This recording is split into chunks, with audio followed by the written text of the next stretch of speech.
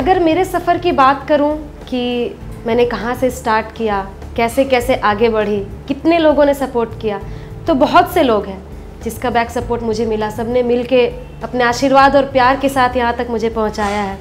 शुरुआती सबसे पहले अगर कहा जाए तो मैं बचपन से ही इस लाइन में आना चाहती थी। गाने के, डांस का बहुत बहुत बड़ा क्रेज़ था मुझे, मैं शुरू से करना चाहती थी। तो सबसे पहले मैं अपने स्कूल में करती थी।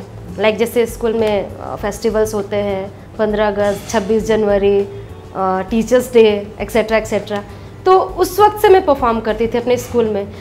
इनफैक्ट मुझे अगर किसी टाइम परफॉर्म करने का मौका ना मिला या अगर मेरी तबीयत ख़राब हो गई तो ये हाल होता था कि मैं रोना चालू कर देती थी कि नहीं, मुझे करना है, एनी हाउ करना है। तबीयत ख़राब होने के बावजूद भी कितने भी लोग वहाँ स्कूल में होते थे, सारे बच्चे का परफॉर्म करते थे, पर मेरा परफॉर्मेंस एकदम स्पेशल होता था।